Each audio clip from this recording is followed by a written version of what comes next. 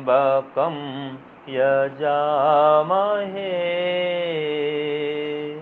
सुगन्धिं पुष्टिवर्धनम् उर्वारुकमिव बन्धनान् मृत्योर्मुक्षीयमामृता त्र्यम्बकं यजामहे सुगन्धिं पुष्टिवर्धनम् उर्वारुकमिव बन्धनान् मृत्योर्मुक्षीयमामृता त्र्यम्बकं यजामहे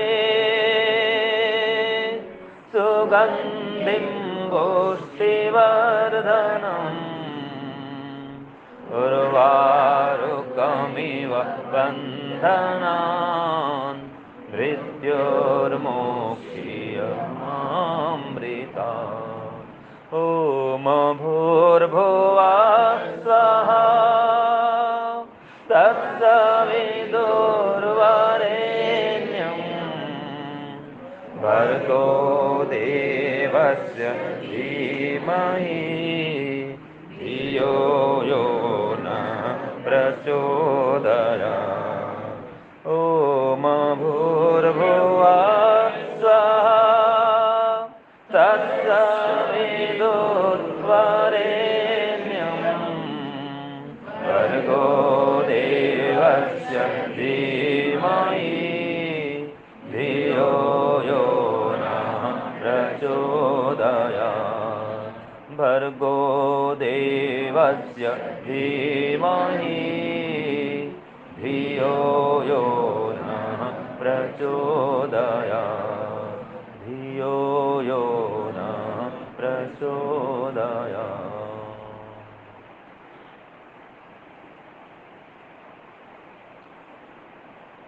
माधापर के बहुत ही धार्मिक, सेवाभावी, विनम्र और संस्कारी परिवार हमारा लिम्बाणी परिवार, श्री नारायण भाई जी का परिवार।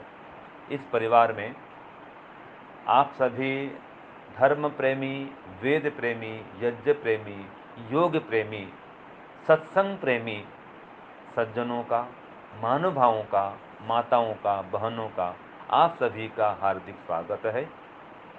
परमपिता परमात्मा से प्रार्थना करता हूँ कि जितने भी लोग इस कच्छ के धराधाम में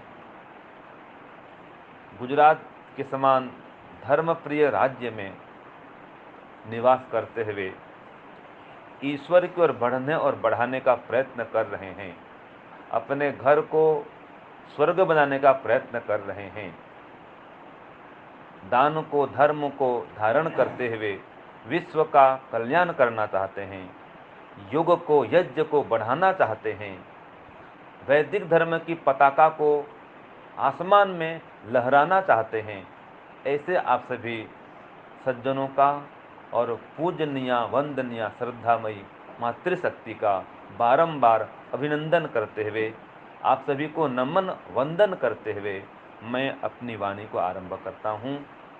आज हमारा विषय है वैदिक धर्म पर क्यों चलें, या वैदिक मार्ग पर क्यों चलें, वैदिक धर्म को क्यों अपनाएं, वैदिक पथ में क्यों आगे बढ़ें, क्यों हमारे परिवार को हम वेद मार्ग में लाएं। तो इस पर कुछ चर्चा विचारना करेंगे।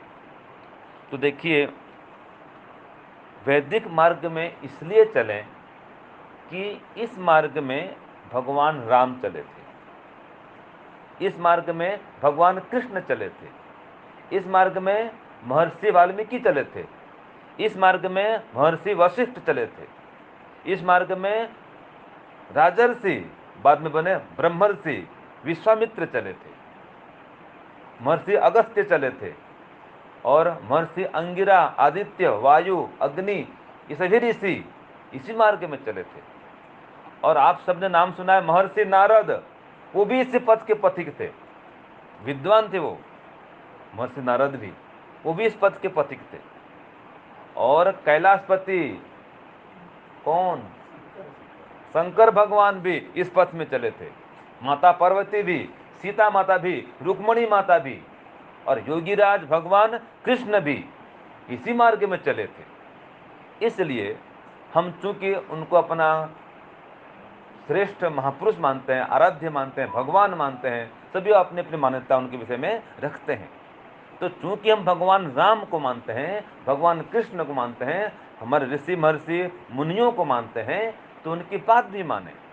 वो जिस पथ पर चले हैं हम भी उस पथ पर चलें। तो चूंकि ये सभी उस पथ पर चले थे, इसलिए हम भी इसी पथ में चलें। और जो हमारे पूर्वज थे, जो हमारे खास करके वैदिक धर्म में जुड़े हुए हमारे दादाजी थे या परदादा थे या पिता माता थे, जो हमारे वडील थे, वो इसी मार्ग में चले हैं, इसलिए हम भी इसी मार्ग में चलें। तो इस मार्ग में इसलिए चलें कि इस मार्ग में चल करके ही हम भारत को विश्व गुरु बना सकते हैं। इसी पथ में चल करके हम संपूर्ण विश्व में शांति ला सकते हैं। इसी पथ में चल करके, इसी वैदिक मार्ग के सिद्धांतों को अपना करके हम आतंकवाद का विनाश कर सकते हैं। इसी पथ में चल करके हम परिवार को स्वर्ग बना सकते हैं। इसी पथ में चल करके हम भाई भाई में प्रेम बढ़ा सकते हैं।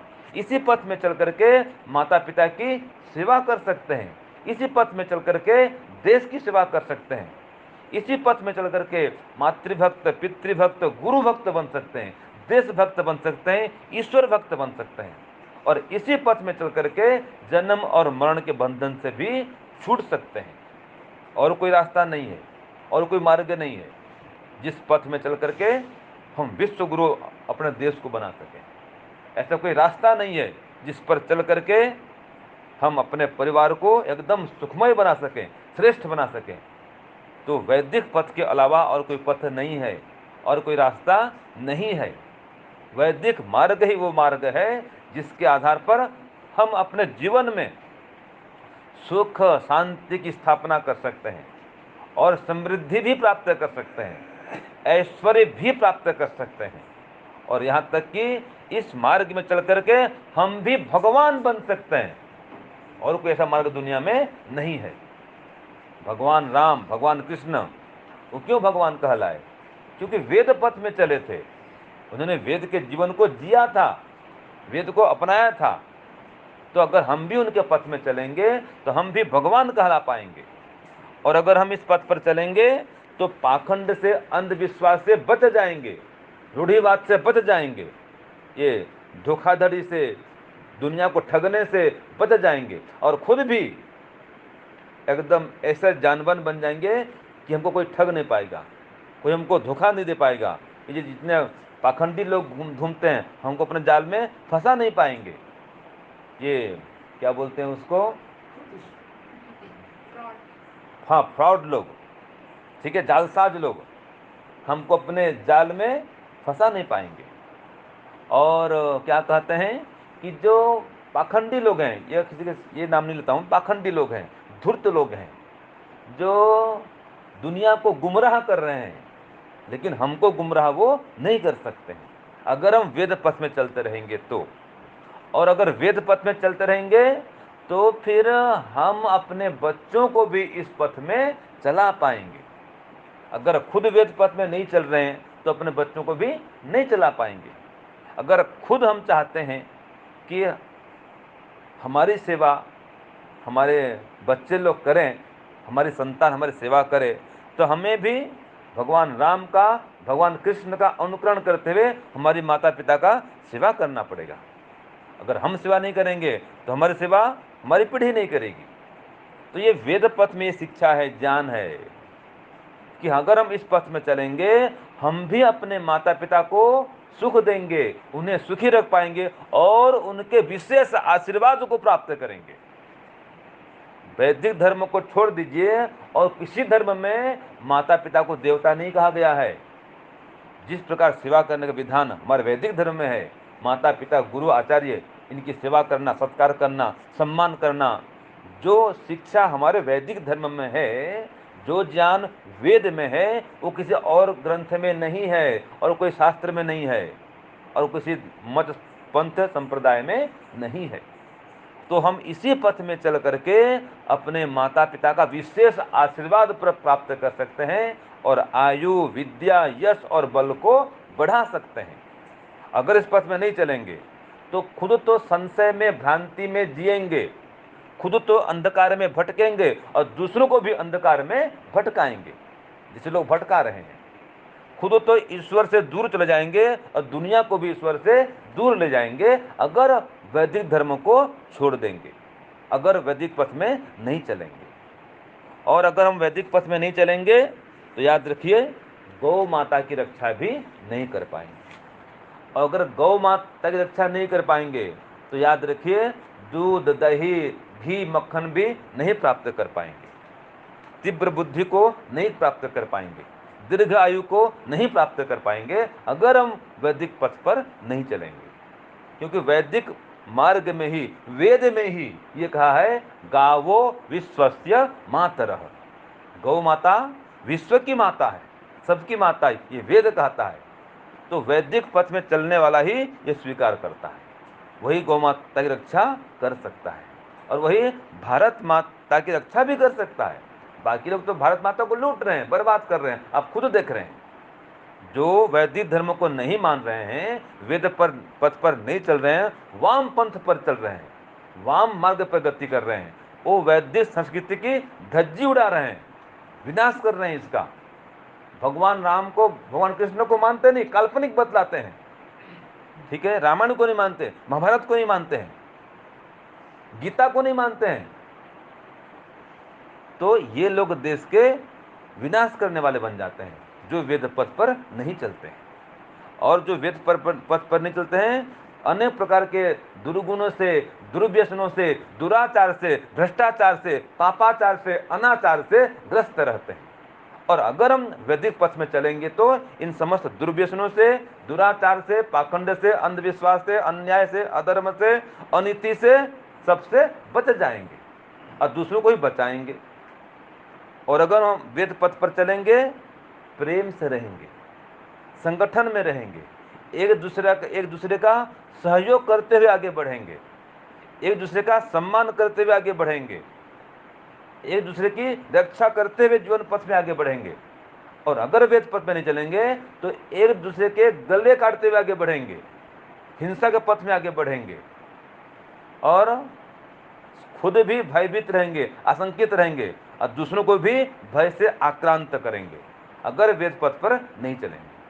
जितने आतंकवादी हैं इनको अंदर से चैन नहीं रहता है, याद रखिए, ये हमेशा भयभीत रहते हैं।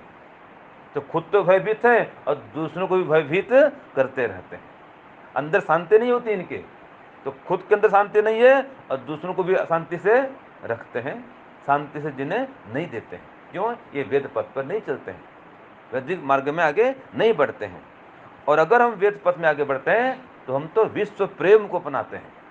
जो व्यक्ति वेद पथ में चलता है वो विश्व बंधुत्व की भावना को लेके आगे बढ़ता है। वो कहता है वसुधैव कुटुंबकम, ये कहता है वो, तो समस्त धरती हमारा परिवार है, ऐसा कहता है।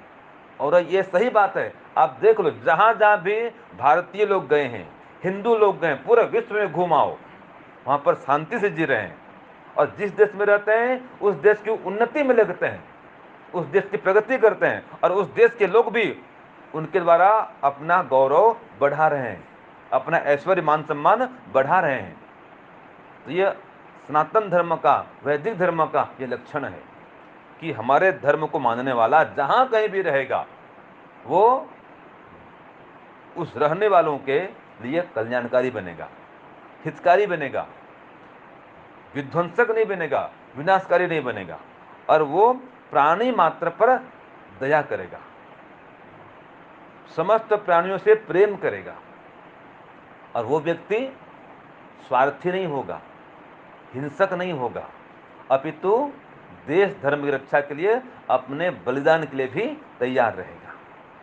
जो व्यक्ति वैदिक पथ में चलेगा वो इस लोक में और परलोक में दोनों जगह सुख, शांति, समृद्धि को प्राप्त करेगा।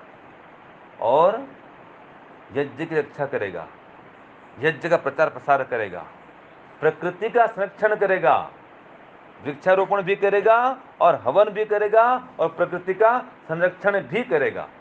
अगर सभी लोग, समस्त भारतवासी, हर मत और संप्रदाय वाले लोग वेद पथ को अपना लेंगे, वैदिक धर्म को अपना लेंगे, तो याद रखिए ये प्रकृति का संतुलन जो आज बिगड़ रहा है, असमय पर बरसात, असमय पर गर्मी, ठंडी, जो चक्र है ऋतु का, वो आज बिगड़ गया है। अगर वेद पथ पर सब चलेंगे, ये प्रकृति में संतुलन भी स्थापित हो जाएगा, घर घर में यज्ञ आरंभ हो जाएगा, हर व्यक्ति ईश्वर की उपासना करेगा, हर व्यक्ति माता पिता की सेवा करेगा, सम्मान करेगा, कभी इनका अपमान नहीं करेगा, अतिथियों का सत्कार करेगा, पशु पक्षियों पर दया करेगा, इनकी भी रक्षा करेगा और मांसाहार को नहीं अपनाएगा, शराब पान नहीं करेगा, कोई और भी जो दुर्व्यसन है, चोरी करना कि जुआ खेलना और कितने प्रकार के दोष हैं, उन दोषों से खुद भी दूर रहेगा और दूसरों को दूर कर पाएगा। कब? अगर वो वेद पथ पर चलेगा तो। इसलिए हम वैदिक पथ पर ही चलें, वैदिक मार्ग में ही आगे बढ़ें। और वैदिक मार्ग में आगे बढ़ने वाला यही कहता है, संगच्छध्वं संवदध्वं संवो मानांसि जानता। ये कहता है वैदिक धर्मी कि हम एक साथ चलेंगे, एक साथ बढ़ेंगे, हमारा मन विचार कर्म एक प्रकार का होगा। ये सिद्धांत है वेद के मानने वालों का, ये वेद का सिद्धांत है, वैदिक सिद्धांत है। और बता दूं, दुनिया का कोई भी ऐसा मत संप्रदाय नहीं है जो वेद के अनुकूल हो, या वेद के क्या कहना चाहिए, टक्कर देने वाला हो। वेद को टक्कर देने वाला कोई दुनिया में मत संप्रदाय है ही नहीं। हाँ, इसके अनुकूल भले भी आ जाएगा, धीरे धीरे इसकी शिक्षा अपनाएगा तो वेद के अनुसार वो आगे बढ़ेगा, लेकिन इसके विरुद्ध चलेगा तो वो भी शांति को दे नहीं पाएगा। क्योंकि वैदिक धर्म जो है, जो वैदिक मार्ग है, वो पूर्णतः वैज्ञानिक मार्ग है, वैज्ञानिक धर्म है। ये न्याय से, प्रमाण से, तर्क से युक्त है, इसकी एक बात भी खंडित नहीं कर सकते आप। और जब वैदिक धर्म का ह्रास होता है, तब फिर इसके नाम से अनेक प्रकार के पाखंड शुरू हो जाते हैं। जैसे कि घर घर में तुलसी का पौधा होना चाहिए, ये हमारा धर्म कहता है, संस्कृति कहती है। हर गुरुकुल में, आश्रम में तुलसी के पौधे होते थे, आज भी हैं। क्यों? तुलसी का पौधा एक औषधीय पौधा है, वनस्पति है। पीपल का पेड़ है, उसकी पूजा करते हैं। क्यों करते हैं? वो 24 घंटा देता है, ऑक्सीजन देता है, इसलिए हम पीपल पेड़ को भगवान मानते हैं। भगवान का मतलब क्या है? भगवान है ऐश्वर्य, तो जो पीपल का पेड़ है वो ऐश्वर्य वाला है, इसलिए भगवान है। लोग बोलते हैं ये क्या मानते हैं पीपल पेड़ को? अरे हम भी मानते हैं पीपल पेड़ को, जैसा मानना चाहिए वैसा मानते हैं। पीपल के पेड़ में पानी देना चाहिए, तुलसी के पौधे में पानी देना चाहिए। उनको वृंदावती कहते हैं, तुलसी माँ को क्या कहते हैं? वृंदा कहते हैं ना। क्यों कहते हैं? वो माँ है, माँ हमेशा बच्चों की रक्षा करती है, उनको अनेक प्रकार से सुखी रखती है, वो माँ कहलाती है। तो तुलसी भी माँ है, क्योंकि जो तुलसी की रक्षा करता है और तुलसी के पौधे का संरक्षण करता है, तुलसी के पत्ते का पान करता है, तुलसी पत्ते को पानी में डाल करके फिर उस पानी को पीता है, वो शरीर से स्वस्थ रहता है, निरोग रहता है, आयुष्मान बनता है। इसी प्रकार से जो यज्ञ करता है वो पर्यावरण प्रदूषण को दूर करता है, वायुमंडल को शुद्ध करता है, और जो आसुरी शक्ति है, जो राक्षस तत्व आज संसार में बढ़ रहा है, उसका विनाश करता है।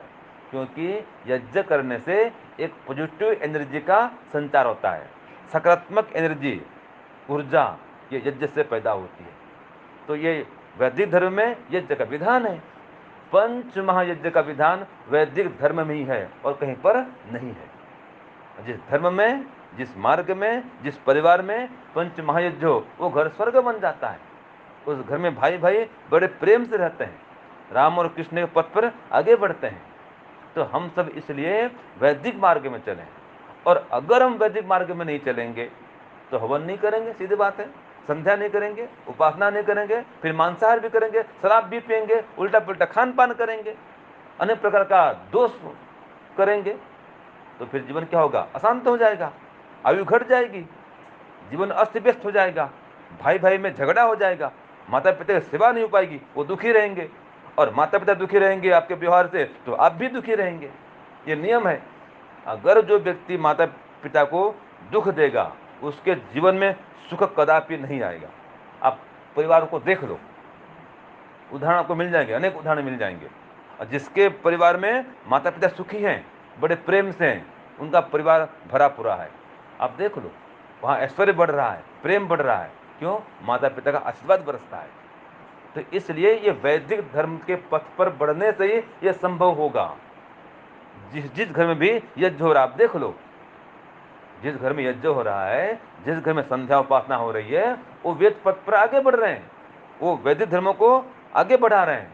तो घर में सुख है, शांति है, समृद्धि है, ऐश्वर्य है, परस्पर प्रेम है, सहयोग है। उस घर में आने मात्र से मन को सुख मिलता है, आनंद बढ़ जाता है।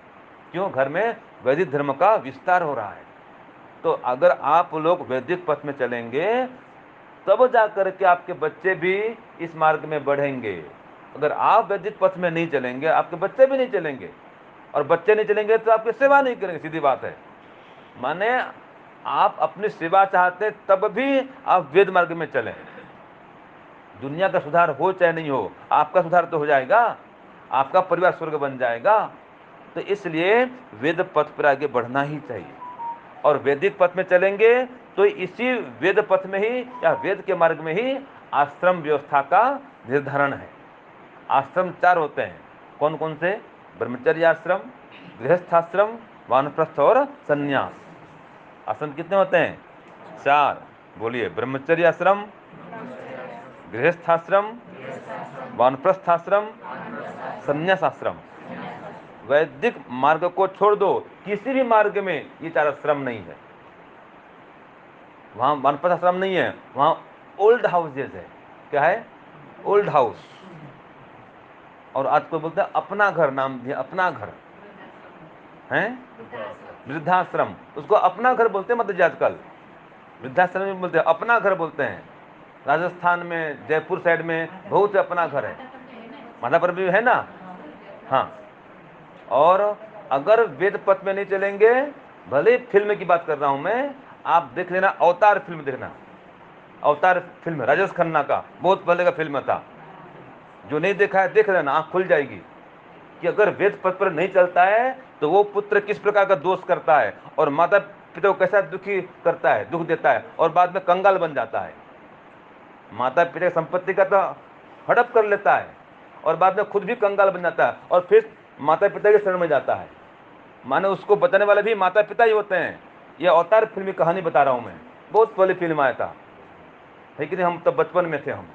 अगर नहीं देखें देख लेना, आँख खुल जाएगी। और आज कल एक क्या फिल्म आया था, बागबान, वो भी लगभग ऐसा ही है। बागबान भी वही स्टोरी है। तो आजकल के बच्चों को ये दिखाना चाहिए, सिखाना चाहिए कि अगर तुम माता पिता के पथ में नहीं चलोगे तो तुम्हारे बच्चे भी तुम्हारे पथ में नहीं चलेंगे। तो तुम जो अपना सुख चाहते हो तो माता पिता को सुखी रखो। ये संभव है केवल और केवल वेद पथ में चलने पर ही। अगर वेद पथ को छोड़ देंगे, वहाँ तो 18 साल होते ही बेटे को अलग कर देते हैं। वैदिक धर्म को छोड़ दो, जो और मत संप्रदाय है, वहाँ क्या होता है? बेटा बड़ा होते ही अलग हो जाता है, या शादी करते ही अलग हो जाता है। और शादी भी तो 3-3 4-4 शादियाँ करते हैं वहाँ पर। खाली हमारे धर्म में भी एक पत्नी व्रत का नियम है, एक पतिव्रत का नियम हमारे धर्म में है। हाँ, पत्नी नहीं रहे तो मजबूरी है, वो अलग बात है, वो तो भी शास्त्र सम्मत बात है वो। और उनके मत में तो कोई शास्त्र की बात ही नहीं है, कोई मर्यादा नहीं है। क्यों? वेद को नहीं मानते, वैदिक धर्म को नहीं अपनाते। तो अगर हम वेद धर्म को अपनाएंगे तो ब्रह्मचर्य आश्रम का पालन कर पाएंगे विधिवत, और गृहस्थ आश्रम को भी एकदम बढ़िया चला पाएंगे, और फिर वानप्रस्थ में आश्रम में जाएंगे, फिर सन्यासी बनेंगे, फिर मोक्ष में जाएंगे, जन्म और मरण के बंधन से छूट जाएंगे। और अगर हम इस पथ में चलते हैं, वैदिक पथ में चलते हैं, तो इस पथ में कर्मानुसार वर्ण व्यवस्था है, माने कर्म के आधार पर, जाति पर नहीं। आज जो ये जाति प्रथा क्यों है? कि वैदिक वर्ण व्यवस्था को उन्होंने उड़ा दिया है। ब्राह्मण, क्षत्रिय, वैश्य और शूद्र ये जन्म पर नहीं है, ये कर्म पर है। तो जन्म से हर व्यक्ति वास्तव में शूद्र होता है। जन्मना जायते शूद्र और संस्कारात् द्विजम उच्यते। संस्कार से व्यक्ति द्विज बनता है, ब्राह्मण बनता है। तो संस्कार की बात तो केवल वैदिक धर्म में है। बाकी मत संप्रदाय में ये संस्कार शब्द भी नहीं मिलेगा आपको। तो ये ब्रह्मचर्य शब्द नहीं मिलेगा आपको, संयम शब्द नहीं मिलेगा आपको वहां पर। ये पत्नीव्रत और पतिव्रत वो शब्द भी उनके शब्दकोश में नहीं है, कोई डिक्शनरी में शब्द नहीं मिलेगा आपको ये। तो ये केवल और केवल वैदिक धर्म में चलेंगे, वैदिक पथ में चलेंगे तभी मिलेगा आपको। और इसी से परिवार में, समाज में, विश्व में, देश में, सभी जगह ये वैदिक पथ में चलने पर ही सुख शांति की स्थापना होगी। इसी पथ में चलेंगे तो गौ माता रक्षा होगी। गौ माता बचेगी तो हम बचेंगे, गौ माता विनाश तो हमारा विनाश। ये भूकंप क्यों आ रहा है? और इसलिए तो आ रहा है, गौ माता की हत्या हो रही है, तो गौ माता करहाती है, उससे तरंगें पैदा होती हैं, भूकंप आते हैं फिर। तो सबके मूल में वैदिक संस्कृति है, वैदिक धर्म है। अगर हम वैदिक धर्मों को, वैदिक संस्कृति को अपनाएंगे, इसकी रक्षा करेंगे, तो ये जो वैदिक धर्म है वो हम सब की रक्षा करेगा। अगर हम धर्म रक्षा करेंगे तो धर्म हम सबकी रक्षा करेगा। और अगर हम धर्म को छोड़ देंगे, उसकी रक्षा नहीं करेंगे, तो धर्म भी हमको छोड़ देगा, रक्षा हमारी नहीं करेगा। तो इसलिए हम वैदिक धर्म के पथ में चलें, वैदिक मार्ग में चलें। और वैदिक धर्म में ही पुनर्जन्म की भी मान्यता है। जो वेद पर पथ पर चलता है वो मरण काल में घबराता नहीं है, भयभीत नहीं होता है। क्यों? वो पुनर्जन्म को मानता है कि मैंने जीवन भर यज्ञ किया है, दान किया है, पुण्य किया है, माता पिता की सेवा की है, बच्चों को संस्कारवान बनाया है। और जो अपने बच्चे को संस्कारवान बना दिया और समाज को अर्पित कर दिया, उसने बहुत बड़ा दान दे दिया है। पता है आप लोगों को?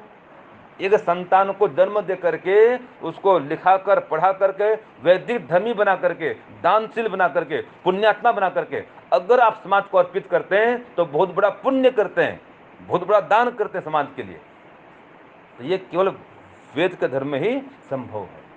तो इस प्रकार जो चलता है उसको अंतिम काल में पछताना नहीं पड़ता है। वो जानता है कि मैं मरने के बाद में फिर से मनुष्य बनूंगा। वो क्यों डरेगा? भाई कपड़ा फट गया तो बदली कर देगा वो। और जिसके पास नया वस्त्र नहीं है, तो नया क्या, कोई वस्त्र ही नहीं मिलने वाला है, तो वो तो उसको सिलेगा, बार बार सिलाई करेगा और पहनते रहेगा उसको, मजबूरी है उसकी। तो वो इसको छोड़ना नहीं चाहेगा, टूटा फूटा वस्त्र भी पहनता रहेगा। तो इसी प्रकार से जिसके पास धर्म नहीं है, वेद का ज्ञान विज्ञान नहीं है, वैदिक कर्म नहीं है, दान नहीं है, सेवा नहीं है, परोपकार नहीं है, ईश्वर की भक्ति नहीं है, यज्ञ नहीं है, हवन नहीं है, सत्संग नहीं है, साधना नहीं है, तो वो व्यक्ति अंतिम काल तक दुख पाते हुए भी इस शरीर को छोड़ नहीं चाहेगा। क्यों? शरीर छोड़ते ही पशु पक्षी बनेगा। वो डरता है मरने से। तो जो वेद पथ पर चलेगा वो डरेगा नहीं। कोई बात नहीं है, जैसे हम एक मकान छोड़ते हैं, मकान पुराना हो गया, इसको गिरा देंगे, नया मकान बनाते हैं। क्यों? पैसा है, धन है, संपत्ति, सामर्थ्य है। वो मकान को गिराने में डरेगा नहीं, भयभीत नहीं करेगा। लेकिन जिसके पास मकान भी नहीं है और धन भी नहीं है तो क्या करेगा? वो ऐसे जर्जर मकान में रहता रहेगा वो। तो जो इस प्रकार से धर्म से ओतप्रोत होता है वो जीर्ण शीर्ण वृद्ध शरीर को छोड़ने में घबराता नहीं, और अगले जन्म में फिर बढ़िया शरीर प्राप्त करता है। लेकिन अगर वेद पथ पर चलता है, तो वैदिक मार्ग में आगे बढ़ा है, तो ये संभव है। और अगर वेद पथ पर नहीं चलेगा, वैदिक कर्म नहीं करेगा, तो मरने के बाद में मनुष्य भी नहीं बन पाएगा, पशु पक्षी बन जाएगा।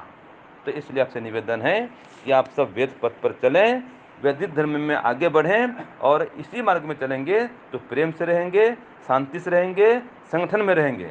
और एक बात, इसी मार्ग में चलेंगे तो प्रकृति की सुरक्षा कर पाएंगे, प्रकृति से सुख प्राप्त कर पाएंगे, और शुद्ध ज्ञान, शुद्ध कर्म, शुद्ध उपासना से युक्त होंगे, और बार बार ये जन्म और मरण के बंधन से छूट जाएंगे। तीन ताप से।